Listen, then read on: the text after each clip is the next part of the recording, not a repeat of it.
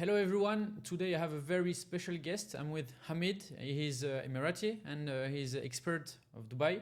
So I'm very glad to have you here today, and we will be speaking a little bit about Dubai, a little bit what you do, how you help people to relocate here, and also we will be speaking about the Emirati culture, which is very interesting for foreigners, because actually we live here all the year and we rarely get to meet Emirati people, local people. So let you introduce yourself a little bit, and then Well, thank you, Mikhail, for having me here. It's a pleasure to be here. Am I the first Emirati to be actually in your podcast? Yes, you are. Wonderful, wonderful. So my name is Hamid Al Ali. I am jack of all trades. I actually started as an engineer, working for a government entity, and then by chance they saw talent in me and they decided that, hey, we want you to join the social media aspect of the government. I started becoming a social media presenter, and from there I started becoming a TV presenter for Emirates News at Dubai One TV. And throughout my years of approximately 3 to 5 years of being in this industry, I've been serving the government and teaching the expats, teaching people around the Dubai and around the UAE about different services that exist for them, things that can make them feel at ease, things that can help them with their lives right here in the city of Dubai. Okay. And throughout that time, I also started that business where I'm like, hey, maybe I can start helping them one-to-one, relocating all the way to Dubai. Very interesting. Yeah. So from setting up their business, from setting up their visa, from setting up their lives right here in the city of Dubai, that's the thing that I could do on a personal level, rather than a service base where I just give them the services and not done. But mine is more tailored experience of thriving right here in Dubai. We'll come back to this part. But you're born and raised in Dubai, correct? Yes. So 30 years ago, Dubai was obviously not like that. So It was a desert. Was desert, right? Was nothing. I've seen it. Honestly, seen it from scratch. From nothing that it was just back before the unification of United Arab Emirates. I wasn't born that early, but I would say I've seen the history, even through my time, how Dubai has transferred. There was no Burj Khalifa. There was no Dubai Mall. There was no Palm Jumeirah. So how was the life back then? You know what Dubai I mean? Dubai Marina was barely even existent. Massive buildings right now that it has. It was just a desert. The only places that I knew was like a small places like Deira City Center. That was one of the only Dubai or something mall that we knew at that time. And there were certain malls that now are not running anymore, but there wasn't such mass scale of what you're seeing right now in terms of tourism that we have here. So even Burj Al Arab, when I seen that was the only hotel that we knew about that was luxurious and amazing. And to this day it is. But that was one of the only hotels that we didn't even have Atlantis. So how did you, when you remember when you were a kid, you couldn't expect that it was gonna turn this way, right? I mean, or not really. I mean, it was very simple lives. You know, yes. The things that we used to do, we didn't used to go to the malls or go everywhere else. We used to just go to the parks. You know, there was a certain small local parks that we knew. Yeah. It was called Atwar Park, and it's still there to this day. And it was just very simple lives. People would gather with each other. Family knew other families. It was more of a community based. Mm-hmm. Like every person gets to meet another person based on not online, on Instagram. It's just through friends of a friend of a family. Everyone knew each very other, small right? community. Yes. And everyone in Dubai usually knew each other. Right. Some form of that. So now we hear Dubai everywhere, right? Dubai is anywhere international in the world, hub. Right. It's an international hub right now. It's growing very fast. How would you explain that? I mean, I'm surprised. I will tell you this. What I've seen Dubai has changed so amazing just from 2020. The year that COVID happened, it was a challenge to Dubai. It was a challenge for them to overcome what other countries couldn't. You know, even during the COVID time, businesses, while they were affected, but a lot of things in Dubai was operational. A lot of things were still functioning. And the investors, those high net worth individuals, they saw that as a place where they can be, you know? Despite everything that was happening everywhere, it was lockdown. In France, we were locked. Lockdown. We you were couldn't forced to do stay nothing. at home. Yes, correct. While here in Dubai, it was a lockdown for a short time period.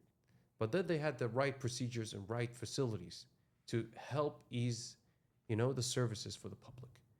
People could go to the gym. People could go do their business. People can still meet and do events.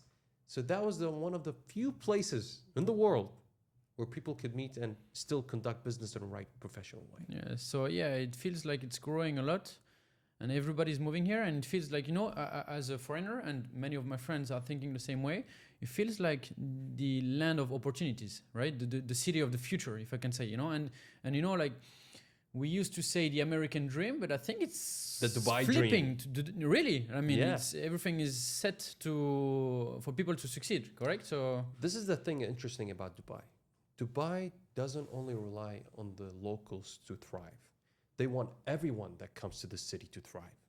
So no matter where you are from, if you're a person of value, person who can add numerous amount of value to the public, to the community, through your business, through the work that you do, even through volunteering, you are more than welcomed here. So you can succeed. And there's so many people who had nothing that I even interviewed personally. They came with $5,000. They came all the way to Dubai, and they're now multimillionaires. They're multimillionaires.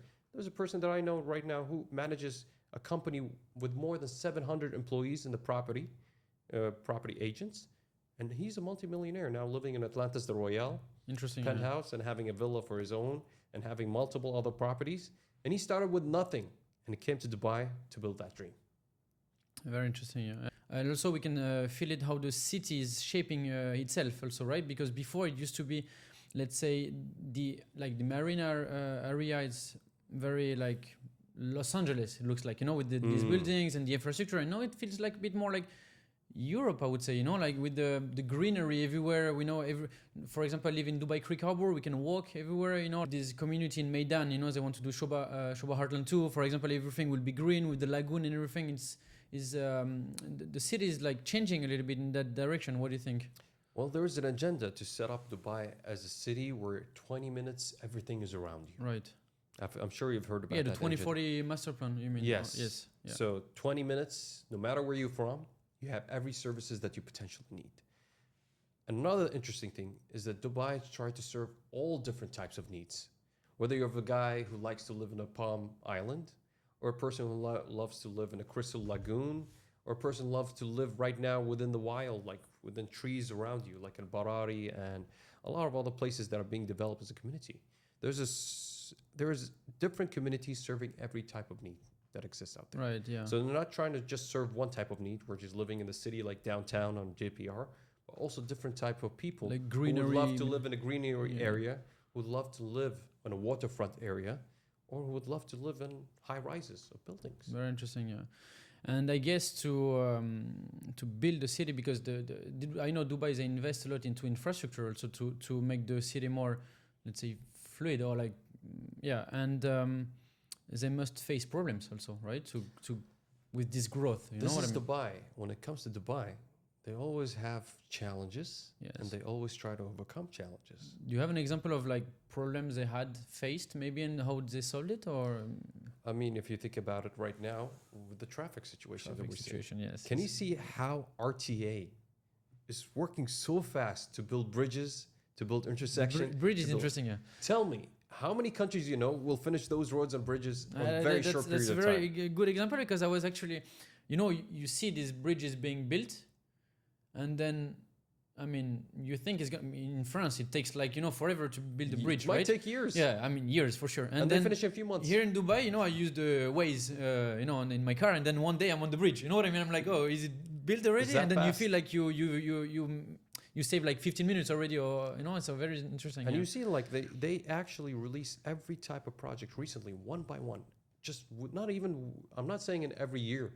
Every few months, you will hear a new announcement from Road Transport Authority saying, we're going to build this bridge right here. That's going to cut time from 6 hours, I don't know, or like from this amount of time, from 50 minutes all the way to 5 minutes. Or they're going to cut it by 70%. They're going to cut it by 60%. So your time is valued right here in the city of Dubai. And an interesting thing that most people don't even know.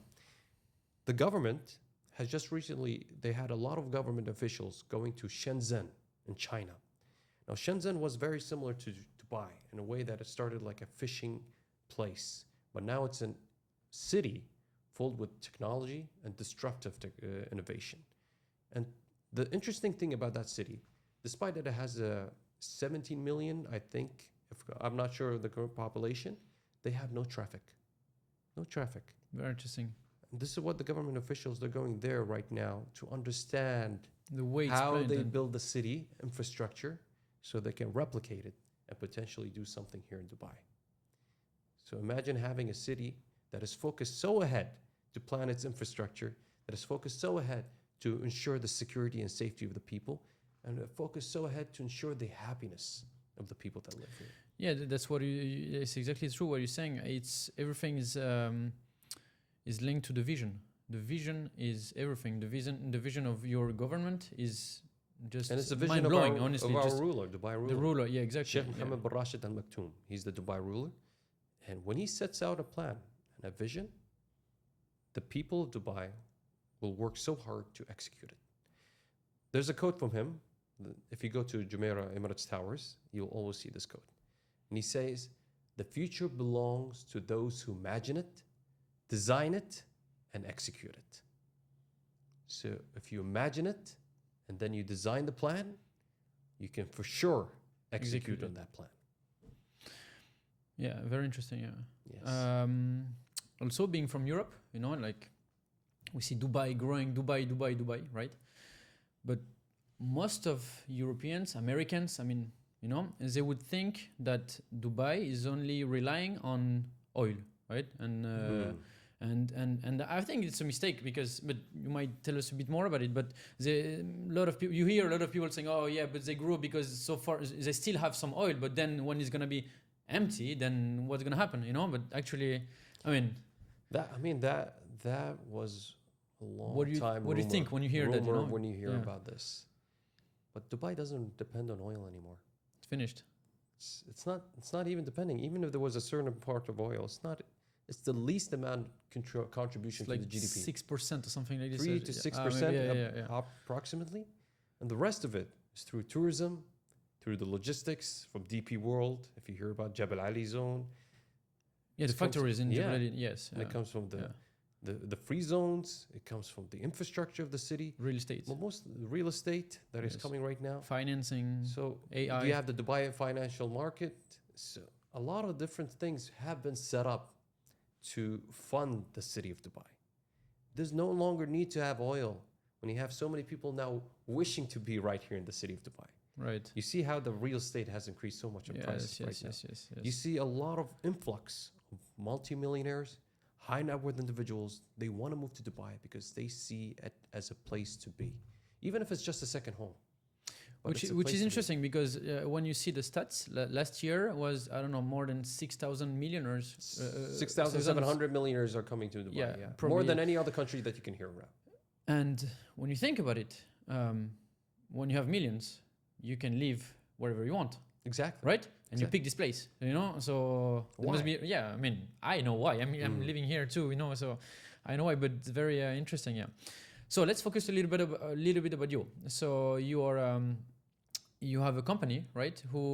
Which helps foreigners, American, European, anyone who wants to move here, correct? So basically, I help expats or I help people across the world, specifically entrepreneurs, investors, to move to Dubai. Okay. Simple, yeah. One thing. Setting up a move business. and thrive. Yeah, That's what I was saying. That's So a lot of people, there's a lot of services that help. so they people contact to you move to and Dubai. they're like, I want to come. What do you do, for example, for them? I help them by first understanding what they're looking for. Right. A lot of them might be just investors that are looking to invest in property right here in Dubai.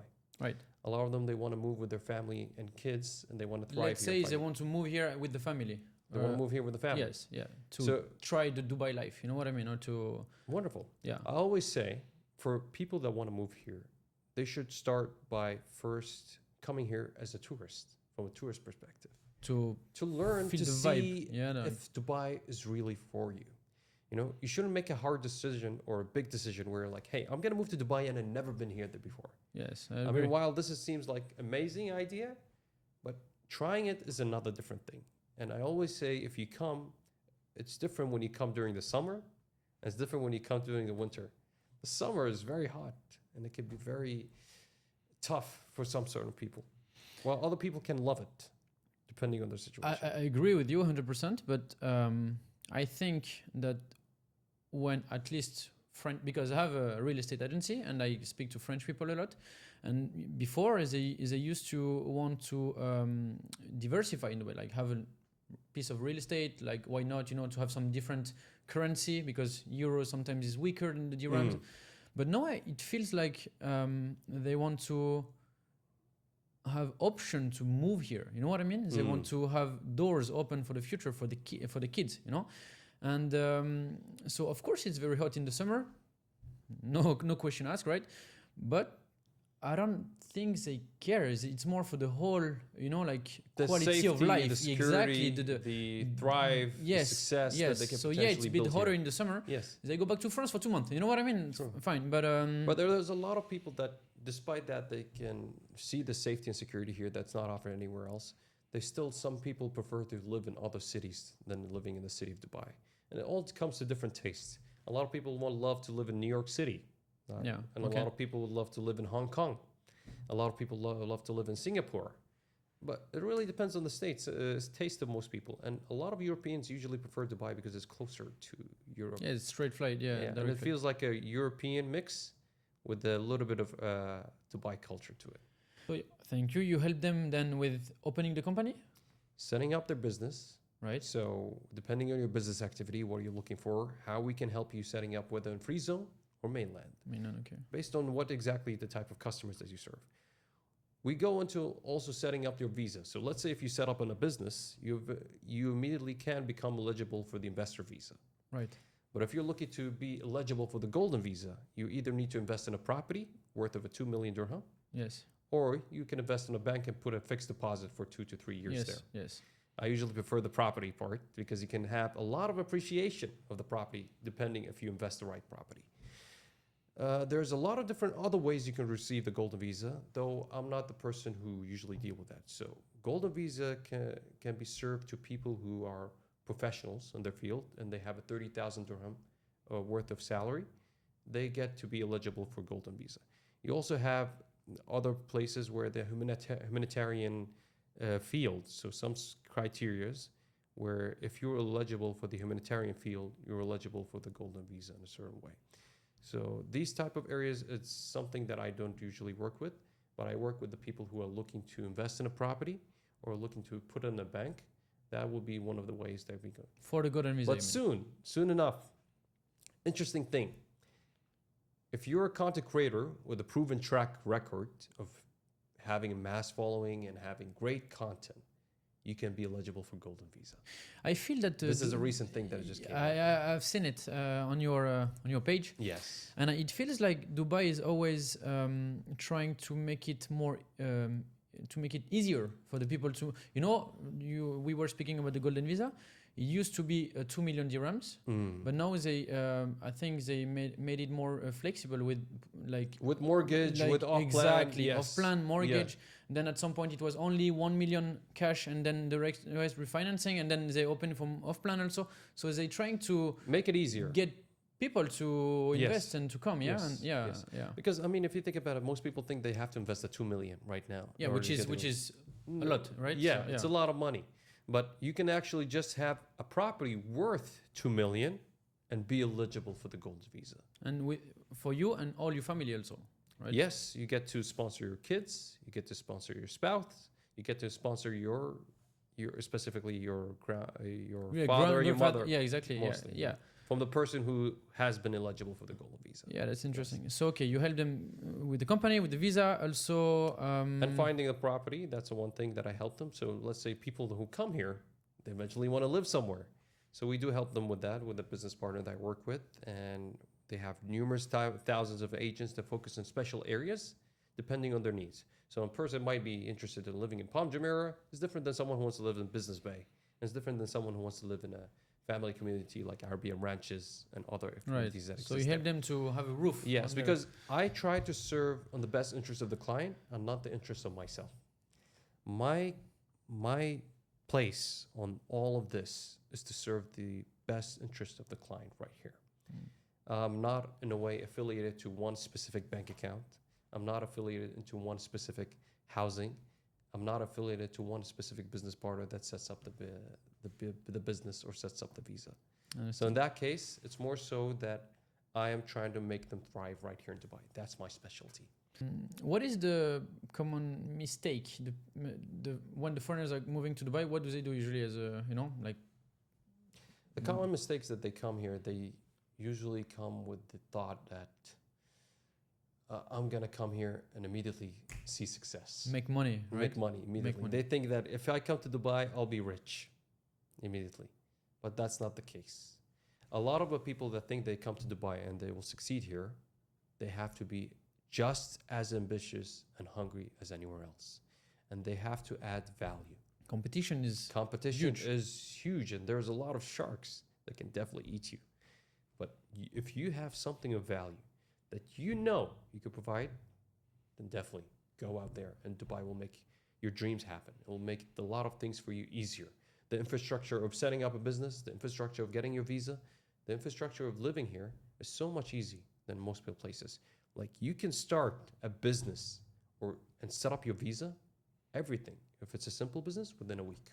Yeah, within a week. It's very convenient. You're that quick. You're starting right now. And also the taxes are very convenient. That's why. The taxes for sure. Imagine like you could save 30 to 40% of your taxes right in your pocket. That's why Dubai is growing a lot and people are moving here, because they save a lot on the taxes and they still have the quality of life. Because in France, for example, I still have a lot of real estate in France, and I still pay a lot of taxes. But then it's not only me, I have my agency, and then I speak to, I help a lot of French people to move here. A lot of them actually, they want to find someone to create a company and everything. That's why it's good to have people doing that. And what I was saying is, like, when we pay taxes in France, we don't feel that we have for our money. You know what I mean? You don't feel the return. We don't feel anything because we don't have the safety. We don't have the education is going south, and then the health also is like problem. Also is not, we don't even pay the nurse well anymore, and like the teachers, they don't want to work anymore for like a few euros, so that's a real problem. So, and this is the interesting thing about the city of Dubai. We didn't rely on taxes to provide the best services. So it makes a lot of people that come here is like, I'm paying taxes and I still don't get what I get here right in Dubai. What are they doing with my taxes? Oh, do they provide everything without the taxes? Usually because it's a lot of the infrastructure has been set up in tourism, real estate, and the things that we just talked about. So imagine all of those being set up in a way that can provide the infrastructure and set up that budget that it needs. I mean, if you think about it, all the government entities work together to serve the public. And through that public, you're talking about electricity, you're talking about water, you're talking about the RTA, that we have the Roads and Transport Authority. They provide the buses, they provide the metro. So all the city it's like is managed by the government. One entity, Yeah, managed by the government to help the city public. And then in turn, it's the services that they give. Impressive, yeah. And they get money from that. Salik is part of the Salik, government. Increasing also from time to time. So if you think about it, all of this is providing service to the community or to the public, and in return, it's building that massive amount of budget that they can spend on the city of Dubai. But then the taxes situation is changing, a little bit. Like they're implementing some taxes for the big companies. Yes, like the 9%. 9% corporate tax but this is an interesting thing. 9% corporate tax after $100,000 right in your pocket. Right. That's so imagine that. Like you can make $100,000 from your business a day, and you will not have to pay a dime of tax on that. Right. But then we can feel the direction they're taking. You know what I mean? Because maybe I'm wrong, but it feels like a little bit that Europe is putting pressure on the UAE to implement some taxes. You know what I mean? I might be wrong. But in terms of this, I would not say I'm the best to answer this, but there has been institutions that they want to standardize the tax within different countries. Yeah, they want to put a 15% worldwide. To follow with those standards, the city of Dubai, or the UAE as a whole, United Arab Emirates, is the country. Most people get this wrong. They think that Dubai is a country. Yeah, that's funny. Dubai is a city and an emirate. So it's part of that country of the United Arab Emirates. And they are working alongside international regulations to set up a standard of a corporate tax. And what they have agreed so far is the 9% corporate tax. That's the most that I could say for now. So far, we don't know like which direction. We never know, but if you think about it, would you rather pay a tax for a place where you feel unsafe? No, of course not. But But would I you mean, pay somewhere where you feel much more safer, that provides you the value, that provides you the services, that provides you the best standards of living that you could potentially think about? And I always say, if a lot of multimillionaires come here, that means more opportunities for you to thrive. yeah, It's especially a place where if you meet a lot of people that have the paying, or they have the pay, they have the budget, I mean, what stops you from making a business from out of it? Serving those I mean, multimillionaires. I'm right into this. You know, Yes. when I moved to Dubai, I opened my company, and then I helped a lot of. I mean, I'm passionate about real estate, so I could speak hours about it. But then a lot of French people also, I mean, want to be based here or to diversify here. So yeah, it's exactly what you're saying. I help them, so like makes me thrive also. We yeah. also have to think about it. This is only corporate tax. There's no property tax. There's no income tax. There's no state tax. Like No capital gain tax also. No capital gain tax. So even if you're a crypto investors and you come here, you're not. No one is going to take tax of your crypto investment that you did. So yeah. Also, yeah, it's true what you're saying. Networking is interesting. I mean, we met at a networking event. So, Exactly. but networking in Dubai is like another Critical. world. It's another world, really. Like, I mean, the people I met here in like a few years, the quality of the people is just fabulous. Filled with ambition. They want to thrive here. They're not looking to waste a lot of time. Well, there are a lot of people that come here and get distracted by a lot of different temptations that exist here. So you could be either here, the person who thrives and succeeds and builds that Dubai dream, or the person who gets distracted by the temptation, gets distracted by all the parties and all the lavish lifestyle, and end up broke and leaving the country and then going back home. Yes. So, what do the Emirati people think about it? Because, of course, you're born here. Before, you didn't have all this temptation, as you're saying. The parties, the drinks, even, because nobody drinks here, alcohol. And then now you can find some restaurant having drinks and, what do you think about it? Like, do you not like it, but I mean, do you... Are we okay with it? Yeah, exactly. Like, or does it bother you a little bit? You know what I mean? I can't speak on all behalf of Emirati, but I can speak for myself. Right. Yeah. I would say that when it comes to everything that is here, we have to think of it that people will find a way to do the things that they want to do. So whether you make it forbidden or make it public, people will find a way to make it happen. So Dubai has a strategy for sure to think of ways they can serve every type of need that potentially people need. If you're a spiritual person, there's mosques everywhere to serve you. There's a certain communities that you can live there with a family in the same similar religious background. And there are other communities that is more serving to the more open society that serve different interests. So it's a city that caters to every type of needs. And this is what the city is trying to be. Mm-hmm. It's not trying to be a city that is closed, but a city that is open for potential opportunities and for potential type of enjoyment. And still, the people are from, I don't know how many nationalities in Dubai. Over 190 nationalities. Yeah, exactly. Over 90, 200 I was going to say. And everybody's living together peacefully, right? Yes. Which is crazy because in my country, I mean, everyone is blaming each other. You know what I mean? Oh, the Muslim do this, and then when we move here, and then we can see that everyone can live peacefully together, no drama, no problems, everything safe. So it's an example, right? So and even if drama happens, there's ways that police manage it well. Everything is managed in a way that we can ensure the security it's efficient, and secure as much as possible. Because you can never predict what the human can do. Right. But you can always predict how you can mitigate and decrease the likelihood of crimes to be committed. And every person that usually comes to Dubai, they want to succeed here.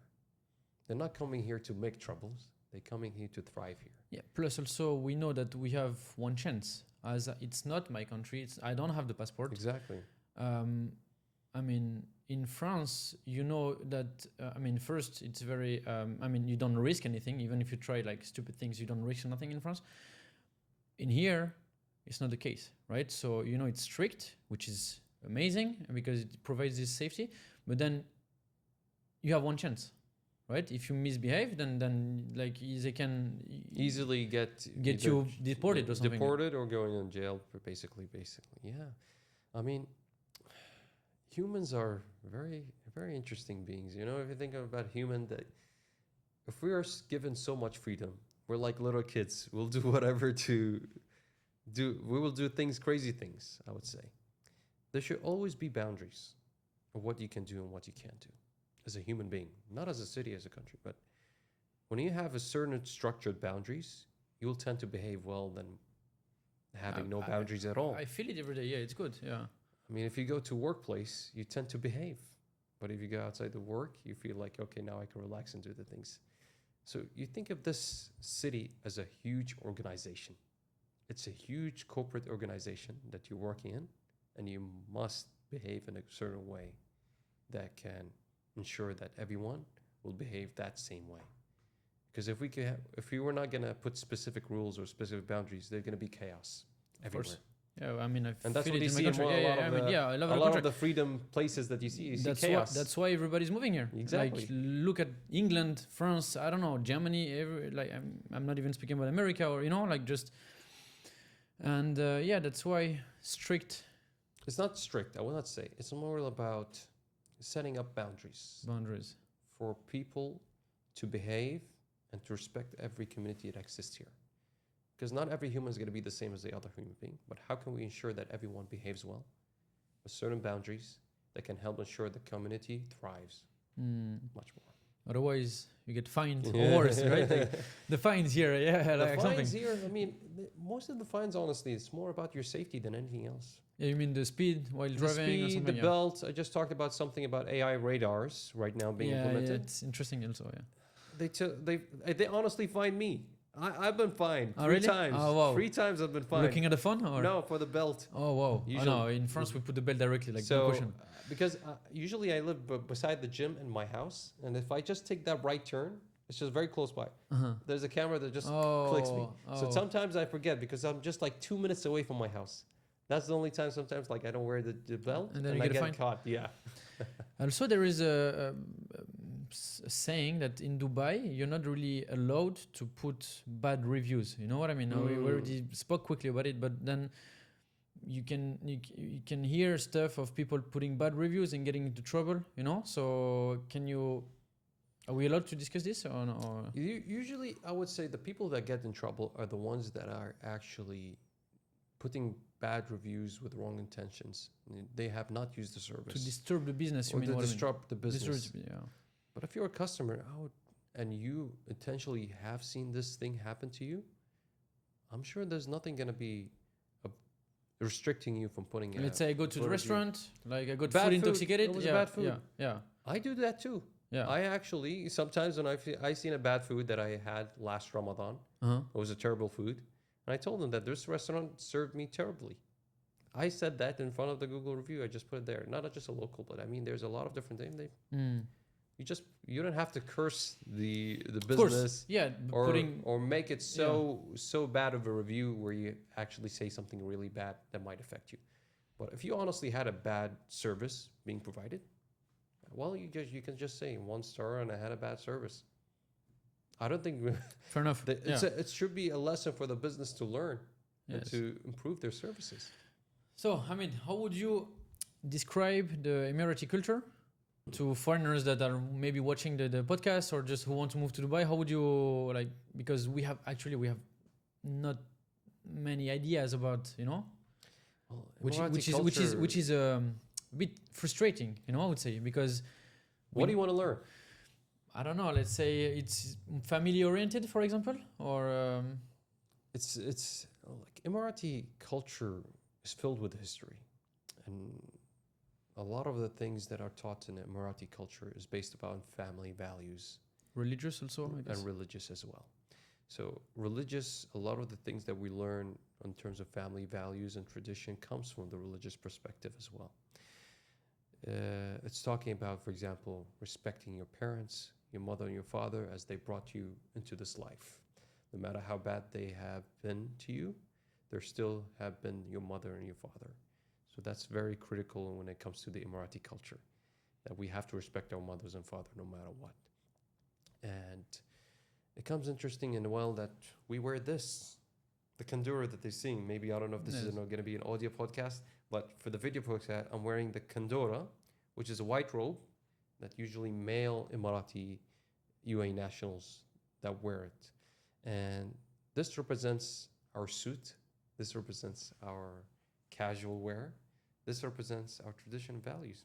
Everywhere I go, this is a representation of me as a UAE national. I can't go and dance in a party wearing this. Interesting. Because it's a form of disrespect to wear this and do something inappropriate that represents majority of the UAE nationals. You behave when you wear this. When you wear this, you're representing the country. And when you're a UAE national, you're representing the country no matter where you are. So even if I'm not wearing this and I'm a UAE national in your country, in France, I'm representing the UAE by what I do. It's very deep, actually. Yeah, like the whole country is like into you, right? You're proud of being from. Exactly, and we are built into that way, that we are serving the country. Also, I heard that when you go to a governmental entity, you need to always dress properly as an Emirati, right? I mean, you cannot dress the way you want, or exactly. I mean, if you're going to government, it's similar to, I would assume, in France as well. If you're going to go to a high level event with officials, you're going to wear a suit. You're not going to wear a casual thing. That's true, yes. So this is the thing. I would say that you'll try to best represent yourself no matter where you are. Okay. And as a UAE national, they always want to look the best that they can look. And what do you think about the, let's say, common misconception that we might have as a foreigner about the Emiratis, you know? Like about what? Emiratis. Emiratis. That everyone drives a Ferrari or Lamborghini. Yeah. That everyone is rich, right? Is rich, which is not the case. Though I want to come back to this. It's not the case, but your government is helping you a lot. I heard, like, right? They provide you with housing, free land, right? Or yes, land or a house. So you have free house? Yes, basically you go into a procedure of applying for house, basically. So you're on a like waiting list or something? Waiting list, okay. Basically Emiratis, every batch, they release thousands of houses for them and lands, it's depending on which emirate they are from.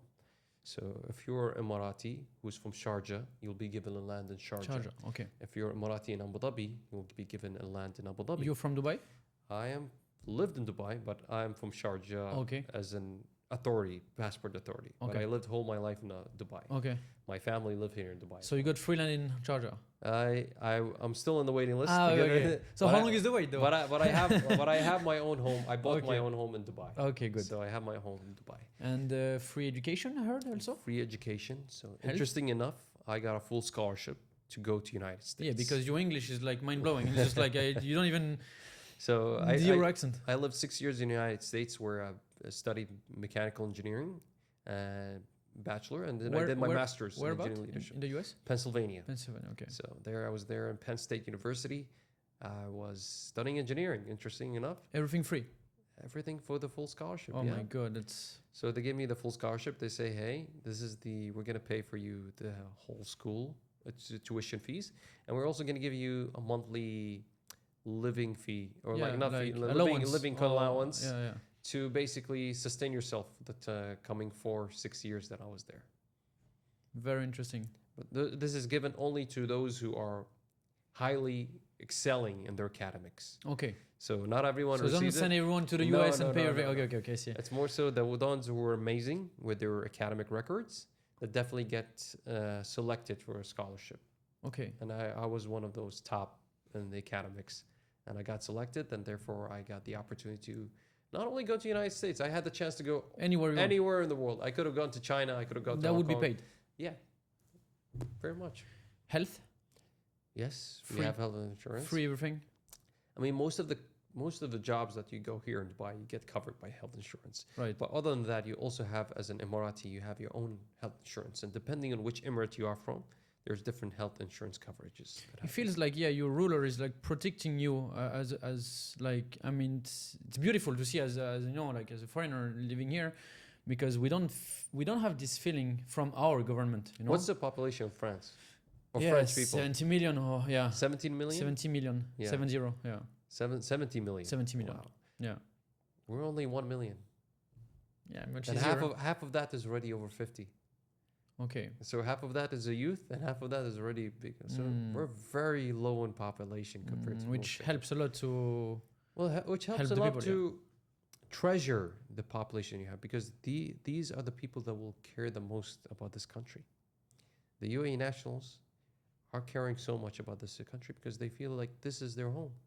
They have to care for it. Who else would care for their home?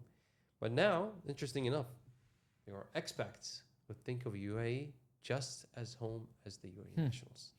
yeah. There's a lot of expats that have come as family here and had their kids raised here. So their kids now think of UAE as home more than anywhere very else. interesting. Very interesting. Yeah. More than anywhere else in the world. They think the UAE is their home, which it is. It is. And the city, the Dubai, or the UAE as a whole, is trying to welcome different type of expats in terms of the religious backgrounds, in terms of their race.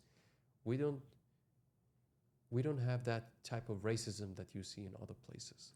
There's no racism. Yeah, that's here. true. It's fabulous, honestly, to have this peace, like to have to eat with your friend in a restaurant and don't think 1 second that, oh wait, my phone is here, I might go to toilet and then wait, I need to take the, it's the There's peace no of mind of racism, like just being you Interesting and enough, enjoying the moment, You see sometimes that even the royalty, you see sometimes royalties of a high level, like talking about Sheikh Mohammed bin Zayed, sitting with someone or praying with someone who's just a janitor.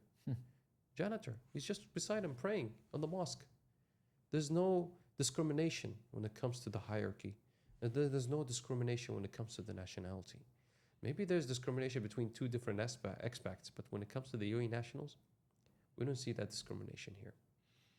And also, so Dubai, you told me it has a lot of traditions, and then you managed to keep the tradition with the new, the new word, the new modern style. The new modern style, let's say. Yes. Let's put it this way. Yes. Keeping everything like praying, I mean, if you think about it, the religion and the culture is two separate things. We try to still go and pray and everything. So we have 5 times we pray a day. And I'm not saying every Muslim or every UAE national does it. Oh, okay. But it's something that depends on each person's level. Your connection with God might be different than my connection with God. We don't say that he's a bad Muslim and this is a good Muslim. Each one has their own connection, level of connection with the spiritually. So that's one thing. Now, when it comes to wearing the Emirati culture, they're wearing this dress. You'll see some UAE nationals, they wear it, and some don't even. So let's say if I'm going to overseas in the country, I don't wear this. Yeah, I wear just to respect you, the same clothes that you wear. So if I go to France, I'm wearing just a t-shirt and so you mean jeans. you adapt to the country where Exactly, because we respect it the same way we behave. That we feel the same. If the person comes to our home, they will respect us. And if we go to their home, we respect them. And that's why I said the UAE nationals will try to represent the country on the places they go. Because whatever we do, if we do something wrong, it will reflect on the UAE as a whole. I understand. They won't say that this is the man who did it. They will say this is the person He's from this the country UAE, that did this. Also, I mean, living here also, and I visited some clients, that live sometimes in they rent properties into, GCC zones only, right? Because this is, by the way, this is very good. Freehold and there's a leasehold. Leasehold, and you have zones only for you, right? For GCC people, for local people, which is amazing because that means like you being protected. In France, you can buy the same properties that I can buy. I don't feel any advantage. But anyway, this is just a bracket. I was just saying, like in the houses, so the local house, you have some rooms, like some majlis. I don't know how to call it. Majlis. Yes. And basically, if I'm not mistaken, it's only for the men. Well, it can be 2 different types of things. Okay. So there's majlis for women and there's majlis for men. Right. Like women tend to usually sit together around women. Okay. And men would usually sit with men. So what do you speak about in this? I mean, I don't... And those things, it's more of a gathering to get to know the friends that you had. Hey, how have you been? How's everything going with you? You get to meet them in person rather than just meet them in the WhatsApp group or actually online. Okay. You discuss politics, business, or just It can be a lot of different things, but politics is something that we usually avoid. I mean, avoid, you mean? Yeah, avoid politics. Yeah, because you trust into your government anyways, right? We believe the government, and Yes. we believe the government that should handle the politics, not us. Okay. But when it comes to talking about business, sports, they definitely talk about football, what has happened with this club, playing with this club. They definitely talk about their lives. They talk about their family, about their kids. Yeah, common gathering. Yeah, Common gathering. You would think, but it's just interesting like- because we don't have these kind of rooms, you know, like because in here it's like a special room for this kind of discussion, for these kinds of meetings, right? So it's very nice actually. Like usually when it comes to Western society, it's more of a social gathering. It'll be a mix of a culture. They might be socializing in a bar. They might be socializing in a restaurant. But in the UAE culture, is more we socialize on the people's houses. We socialize with them. Nowadays, with the modern style, Changing a bit. we socialize in cafes. You see them like in a lot Dubai of Mall UAE with national, you see yes, that. yes. So friends will come to meet in a cafe to sit down together and get to just catch up with their daily lives. Another type of way, they usually go to a farm. We have a lot of farms that UAE National owns, and they set up a majlis there, and people come there to outside enjoy. the city, you mean like? Yeah, a little bit outside of the city, and they come there to enjoy a little bit of outside peace that is different from the pollution of the city noise and everything else. Pollution. You just said it's a problem here, right? What do you think? I mean, we know that Dubai is polluted because of the heat, the sand, the cars. I mean, if you think about it, the UAE is planning with so many different types of initiatives to increase the sustainability of everything that we The do. net zero carbon, right? The net zero. So, like example, Dubai Electricity and Water Authority, they want to become globally leading sustainable innovative corporation with net zero emission. So if you think about that, they're trying to aim with everything that we do to reduce as much as carbon emissions as possible. There are initiatives that have been set up in there, but how long will it take? It will take between 10 to 20 years ahead. It takes to time. do. Of course, you cannot But if you switch compare it to different other countries, we're trying Faster. to be the fastest possible when it comes to sustainability. Yeah, even you see any new area, it's like green area everywhere, trying to promote the like electric vehicles and everything. So yeah, EV infrastructure. If you think about Dubai, the city of Dubai, it's already filled with more than 400 EV charging stations. 400. You know, you could. There's so many places where you could basically charge your electrical vehicle. Well, not even thinking about that.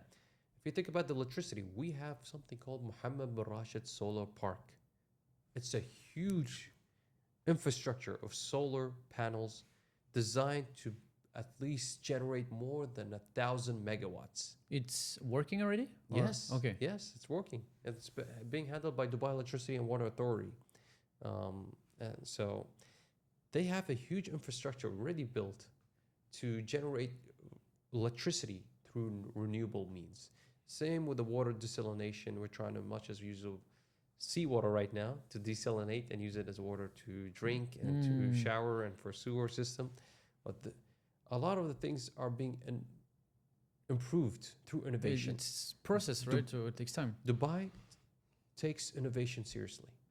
They're looking to constantly use the disruptive technologies that exist today and innovate as fast as Even possible. with AI, we can feel it. Let's say implementing it everywhere, almost. Everywhere. Like, They everything wanna- works fast. You know, like in France, everything takes time for everything. In here, it's like everything is connected. When you say it's one entity, you feel it really because when you are, I don't know, the RTA with like the what is this app? You know, to everything is connected together. So which is Because you have one ruler, and this ruler constantly visits every type of government entity. Every year, there's an assessment to see who's the top government entity and who's the worst government entity. And the top government entity gets rewarded, and the worst, they will change the management. Oh, whoa. That's why they always ask to rate us, right? I mean, they're like, oh, rate me after the call or something like this, right? You know. Basically, that's why you see the customer happiness level. That's another different thing. So this is in terms of the performance, but also there's a customer happiness. There's also employee happiness. They measure all types of criteria to ensure everything is in check. So this is what I told you about setting up boundaries, setting up the structure, having criteria to manage the whole city. And this is what sets up Dubai for success. And this is why you see Dubai succeeding more than anywhere else. It's impressive to see. I mean, because yeah, you started recently, like 30, 40 years ago. So And the ruler has no issue with taking risks. He will take risks. He says that you either, I always say, there was a quote that he said, like, if you're in Dubai, whether you're a gazelle or a lion, you better start running. You better start working. You better start striving to innovate. You better start striving to make things happen. He's the type of person that he wants everything to happen. Don't be the person who says no, because he says impossible is possible. it's what else can I say? What else can you say about this man? He's an amazing man. He's an amazing man. What do you think that the foreigners, when we come to Dubai, which kind of mistake we're making without even realizing it, in your country? Mistake in terms of... Instead of, like maybe because maybe of your culture, or maybe like we do something which is not like convenient here, or, which not... I think this is a common mistake that I see in networking events, for example. Usually when a foreigner comes to approach an Emirati woman, they would expect to shake their hands, and they usually do. But a lot of Emirati women that tend to be very religious tend to say, out of respect, they put their hands near their heart and say, it's nice to meet you, rather than they shake hands. So it creates a little bit type of embarrassment for the expat. They think, like, why is she not shaking my hand? Is she being rude or not? But it's more so about the religious perspective of not touching a man that is considered a stranger to her. Usually a woman of religious background, from Islam background, she only can, not only touch, but also show her hair to her uncle, her father, very close bloodline of relatives, her brother. So these are the type of men that can usually become her, kind of like you say, like not godfather, more so her protector in a way. She's more allowed to do that. But when it comes to a stranger, it's preventative until eventually, if that stranger becomes her husband, then potentially, it can be done. But some women, they do, so they're fine with shaking hands. But I'm just saying, in the case that if you ever go to a network, you can see from the reaction, if the woman puts out their hand, then you can actually shake. Yes. I always say, be patient and see if she actually raises her hand and where you can shake. Otherwise, if she puts it in her heart and she says, it's nice to meet you, then you can respectively do the same. Sure. Question people ask me a lot. I would just want to have your thought on that. I have a real estate agency, right? And they're always telling me, but look, everywhere is being built. We have towers, new project everywhere. How the demand, will be responding to all these new projects, You mean there's so much supply of the apartments? So much right supply, now? How will the demand be, like responding positively to the supply? What do you think? I honestly think, there's a lot of supplies of apartments right now, but there's always going to be more influx of people coming to Dubai. So you think more people are moving than the Eventually we'll come to a balance where we'll balance things out. And I'm saying that there's going to be a huge amount of supply that's going to happen within the next 2 years, 2026 and 2027, where the handover is going to be done by numerous amount of projects. In terms of investment, in my point of view, I think the best investments right now are the ones that are villas or townhouses that are being built in community areas, because there's a shortage of supply regarding those compared to apartments. I mean, if you think about a building, it could be more than 200 to 300 different types of units available in one building. But how many townhouses can be built within a community? Of course. 200? Maybe less than 200? Because it used to be like, not a mistake, but a few years ago, I remember I used to come to Dubai since like around 10 years. And it used to be like a lot of supply, and not, before the crisis. And, so the prices dropped like a lot. Yes. I think. So you think the history will not repeat, or? You can never know the history. You can always learn from the history, but Dubai will always try to succeed in learning from its mistakes and learning from its challenges. And if Dubai is going to be the best, then it has to maintain and to be the best. It will have to continue to strive to be the best in everything that it does. And as long as it continues that route, there's going to be more demand for people who want to come here. They want to set up their That's the strategy, headquarters. you mean? Yeah. So they want to set up in a way that every Fortune 500 companies you could potentially think that are big, they can come and set up their base right here in the city of Dubai Yeah, smart. or the UAE. In terms of you're thinking about like OpenAI, you think about the Microsoft, Google, they're all set up here into headquarters here for most of the things. That's what I would believe, yeah. I believe that when it comes to this, the demand will continue to increase, and therefore the property value will continue to increase, but there will come a point where it will stabilize. Stabilize, yeah. And it'll just continue to stabilize at that point. Which More is than not rather today. than being volatile. Which is not today, right? We never know. Yeah. We can never know. It That's feels what I like always it's say. stabilizing a little bit. What do you think?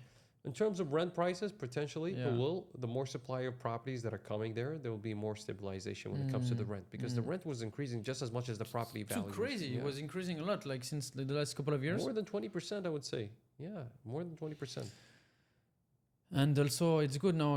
Everything is like settled with the escrow account, with the GLD. You know, everything is clean for the investors that want to invest in Dubai, right? Because before it was not really. I mean, there's still It was not that protected, right? There's a lot of still things that are being set up. Like in terms of now between investment and off plan, now you have escrows, so you can ensure that your money is protected and not going directly to the developer. That's very good. Which is very good. So that means their developer, in some cases, that they did not finish the project. Back in the 2007, during the financial time, that was where a lot of people lost their money. A lot of money, yeah. But nowadays you have the system of escrow, so you put their money there, just in case if they don't finish it, your money is still protected by the government in certain way. So that's a good thing that has been set up. Plus, they need to bring a lot of money into the escrow account themselves.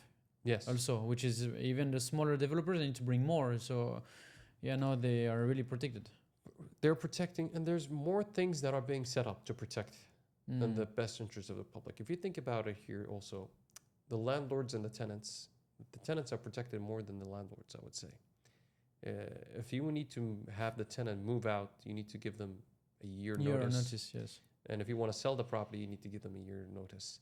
And if you want to increase the price, you need to give them a 3-month notice. So a lot of the things are being built to protect the people around here. And the rent increase is also limited with the... Now with the new AI system that is being built, so every area used to be having a certain criteria of like, this is the limit. But now every building and every community, which makes sense, specifically has their own renting estimate range. Yes, but it makes sense because because before in the whole area, if you had a 2-bedroom facing like another building, and then if you have a 2-bedroom with facing the sea, then would be the same price on the rental index. But now it's based on a building and based on the size of them. So 1-bedroom is different than a 2-bedroom, different than a 3-bedroom. So they have categorized it so specific to where you exactly want to live, and now you can see the estimate of the price of the rent. Thanks to AI. Thanks to AI and thanks to the development and proactive work of the government, Dubai Land Department in this case. They work so hard to implement the system in a way that is very specific to the specific building or community that you're living.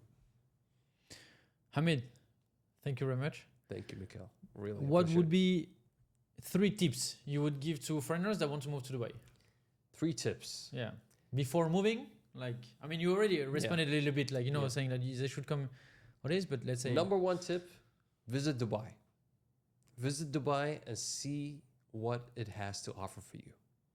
That's my number 1 tip. Live for a week or even 2 weeks. Just observe every place that you want to go. Different areas. Don't stay in Dubai Marina. Don't stay in just in Palm Jumeirah. Visit every places that you want to see before making the final decision whether you want to move. Second thing, definitely get to network with the people here. Connection is power here. The more people you know, the more your life will be easier. I think this is just as much as anywhere else, but here is very strong. Yeah. Number 3, find a professional. Uh-huh. Whether it's me or someone else. Yes, if they want to move, if they want to move, right. I would prefer someone who's a local like me, who has lived here, who knows more of the things that you would potentially not know. Like expats, there's a lot of expats that serve amazing services, and I don't deny what they do. But I say as a local, you have that specific perks of being able to know things that most people the even language, don't know. The language, maybe saving thousands of money through the things that I've told you right now, rental index, a lot of the things that most people don't even know when it comes to credit card, when it comes to special memberships that exist here that you can use to network. Interesting. To, you know, succeed not only just in terms of your business, but also in terms of the lifestyle. And I think I'm the right person for that, for sure. Perfect. And I will make sure to write everything. And then, I mean, sure. I mean, they can find me in Dubai Catch. Even if you're not wanted to use any services for me, Dubai Catch, Dubai, you can, no spaces, Catch. You'll find it on Instagram. You'll find it on TikTok. I provide every type of value about different services that exist right here in Dubai and give you the advice to thrive right here. Thank you very much. Absolutely. Thank you, Mikhail. Much appreciated. I hope everything was interesting, and see you soon. Bye-bye.